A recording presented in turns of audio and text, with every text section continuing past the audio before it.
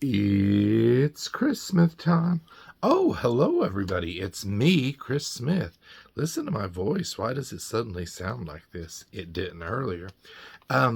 Today I am reviewing The Notebook, the musical, which I saw a few months ago at the Hollywood Pantages Theater in January, to be exact.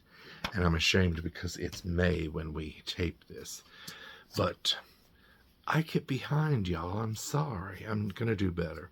But before we do our review, guess who wants to say hello? Oh dear. None other than Blackie Humphrey, Hector Angel Shadow Rascal Godfrey Gladstone III. Oh, there you go. I'm sorry. I just realized I let him kiss me, and he had thrown up earlier. That's true love, y'all. Which is what our story today is about, or at least our review. The Notebook. It's not about the love of a man and his dog and best friend, but a man and a woman and their love, too. Not the same, but it'll do if you don't have a dog. Okay. So The Notebook is currently on its national tour, its North American tour, and it is based on the 1996 novel, The Notebook, by Nicholas Sparks, which I didn't read, and the 2004 movie, The Notebook, which I did see, and if I'm being honest, I didn't really like The Notebook, the movie. I only saw it one time. It was very big. The people loved it. Women especially loved it. Romantics loved it. I don't know if the gays liked it. I don't remember hearing a lot about that. I mean, why would they? A man and a woman story? I don't know.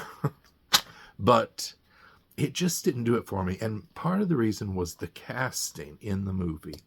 You had Rachel McAdams, Ryan Gosling as young lovers, and their older selves were played by James Garner and Gina Rowlands. Wonderful actors, everyone.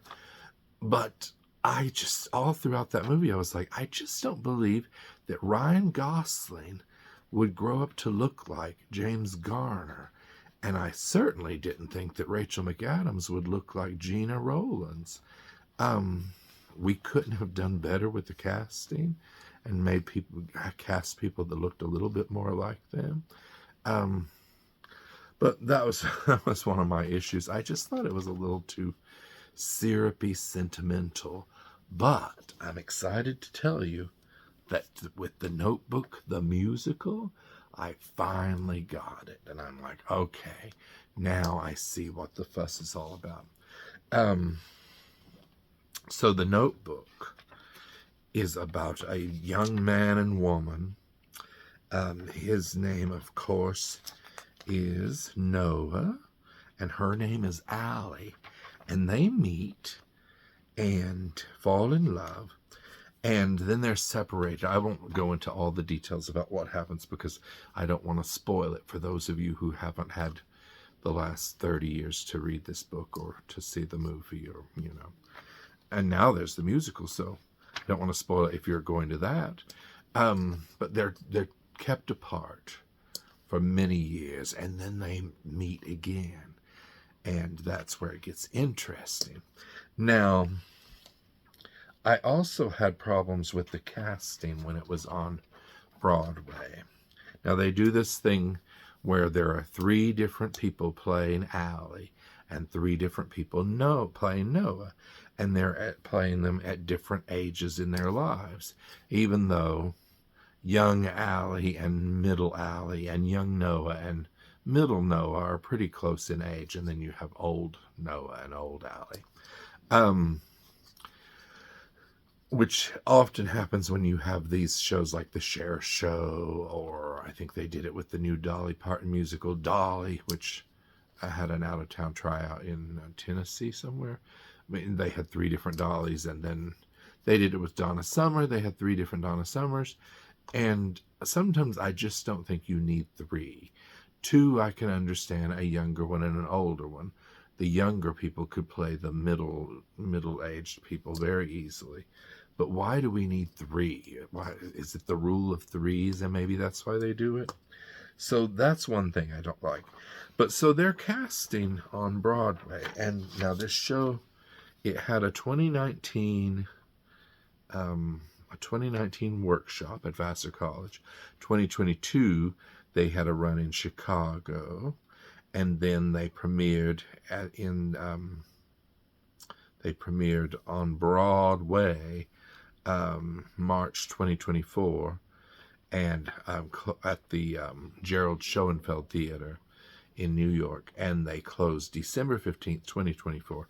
I thought it lasted longer than that, but yes, and then it started its North American tour in Cleveland, Ohio in September of 2025.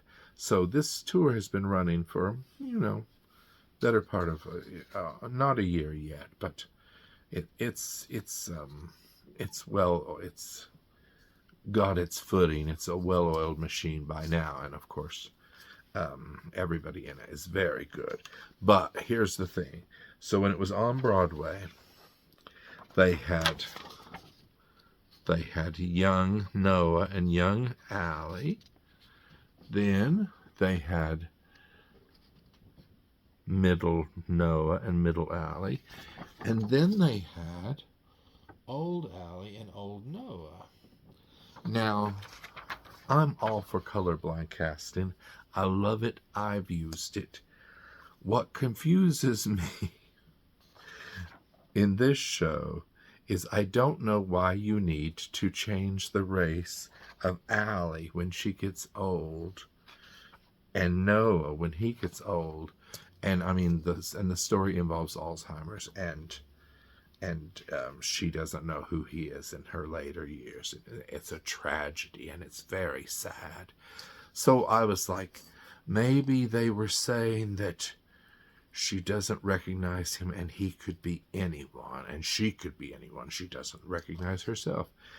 But that's not even what they were going for. I read that the director, or I think that was the director that said that they were going for like a universal love thing, that it could happen to anybody. And I'm like, that doesn't make sense to me, because yes, it could happen to anybody, but I still don't understand why Noah and Allie switched races and don't look anything like they used to. I mean, if I had a problem with James Garner and Gina Rowlands playing the older Noah and Allie, you can imagine what I was thinking when I saw this. And I think early audiences were a little confused. Now, in the new version, they've sort of corrected that. You have 3 Allies and 3 Noahs who seem like they could grow into each other. So, I mean, I know some people will think that this is terrible, that I had an issue with casting over story and over, music. This music is amazing, I must say. I didn't understand why they cast it like that. And for some reason, the actress playing old Allie in the Broadway version, for some reason, every time I saw her, I would just get angry. Not because of the actress, not because she did anything, but just because I was like, no, you are wrong for this role. But they did get 3 Tony nominations that year for Best Book of a Musical for Becca Brunstetter, and then the 2 who got Best Actor and Best Actress nominations were, of course, old Allie and old Noah. Marianne Plunkett and Dorian Hanaway as old Noah. But why are we talking about the Broadway version? Let's talk about the tour. Okay, the tour, which is currently going on, has an amazing group of people. And here's everybody. This is nice. These pictures are very nice and big, and you can actually see their names. Usually when I hold it up, you can't, it's not the case. Here's the interior of the playbill. Now, it's music and lyrics by Ingrid Michaelson, book by Becca Brunstetter, like I said, and it's directed by Michael Greif and Shell Williams. So it's a co-director thing going on, which I always wonder, how does that work? Here's the cast and that page. And then musical numbers. Of course, you can see all this. You can find it online, pictures of the insides of the playbill. I just like to show you. Now, I was very excited because Sharon Catherine Brown is playing older Allie, and I love her. She's done Broadway. She was in Generations, which was one of my favorite soap operas ever. She was Chantal Marshall, the original Chantal Marshall, before Debbie Morgan took over, like after the first year. But oh, Sharon Brown, what a singer! Mwah! You have Bo Gravite as older Noah. You have Alicia Deloro as middle Allie. Ken Wolf Clark as middle Noah. Chloe Cheers as younger Allie, and Kyle Mangold as younger Noah. Now, our younger Noah, when I saw the show, was out. So, who did we have? We had...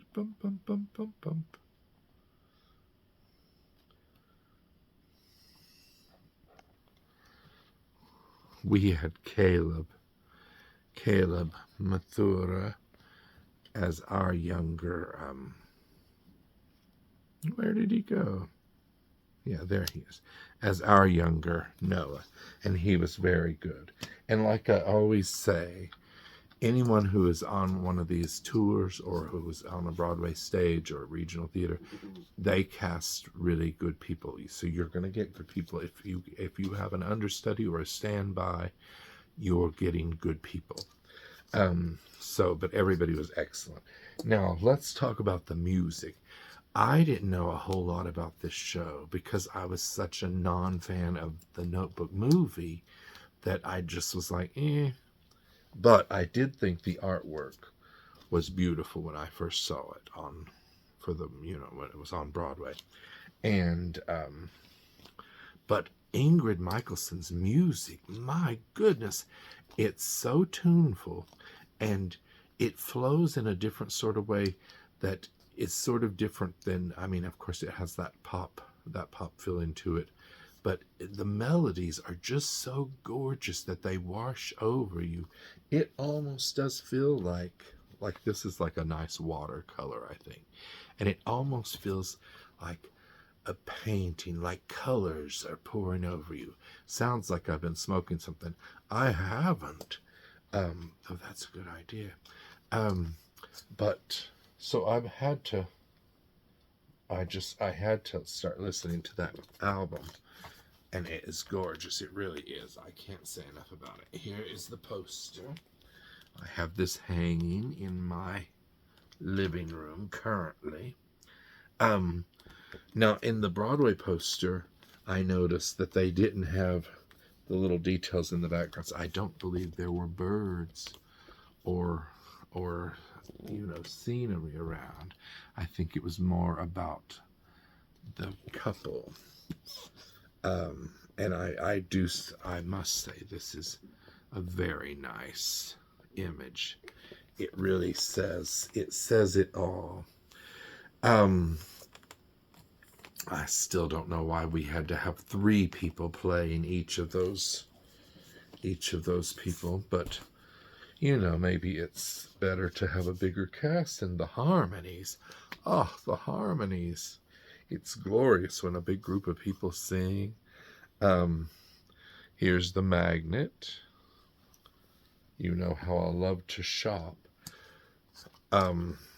So yeah, I thought that the musical really captured the story and made me pay attention more, because I love a musical, and I really felt their love. And then I really felt devastated that after all those years of trying to get together and finally being happy, and then she starts losing words and little parts of her mind, little parts of herself.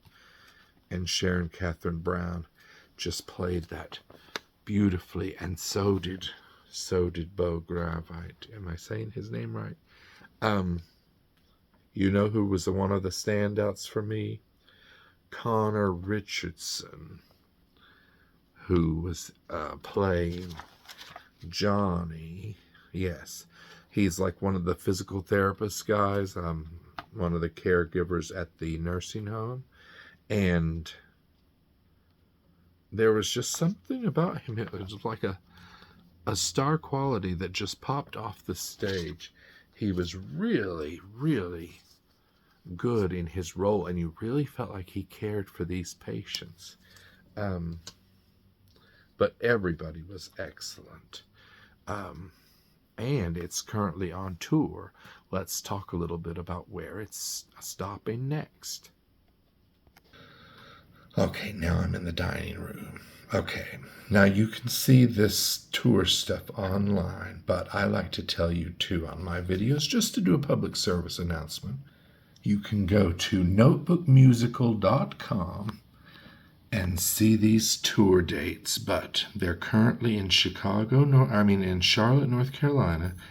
Then they're going to Tampa, Greensboro, North Carolina, Greenville, Tulsa, Fort Worth, Durham, North Carolina, Philadelphia, Chicago in August, Washington, D.C. at the National Theater, Detroit, Michigan, Dayton, Ohio, Grand Rapids, Michigan, East Lansing, Michigan, Richmond, Virginia in November, Pittsburgh, PA, Schenectady, New York, Boston, Massachusetts, Oklahoma City, Houston, Dallas, New Orleans in January of 2027, Hershey, Pennsylvania, February of 2027, Providence, Rhode Island, Rochester, Fayetteville, Arkansas,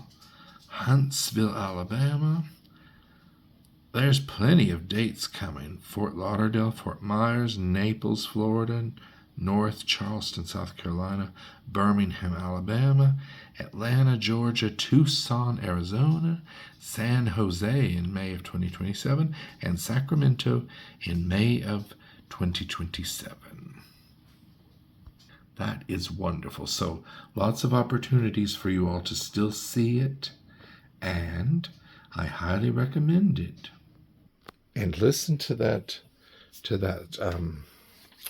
cast recording with the music and lyrics from Ingrid Michaelson. I think you all will be very pleased. So that's Notebook the Musical. Treat yourself. And it's a good gift if you want to take somebody like, say, your mother, your aunt, your girlfriends. This is a good show. That's romantic, and the ladies seem to love it. Okay, I'll talk to you the next time that it's Christmas time. Goodbye, everybody. Goodbye.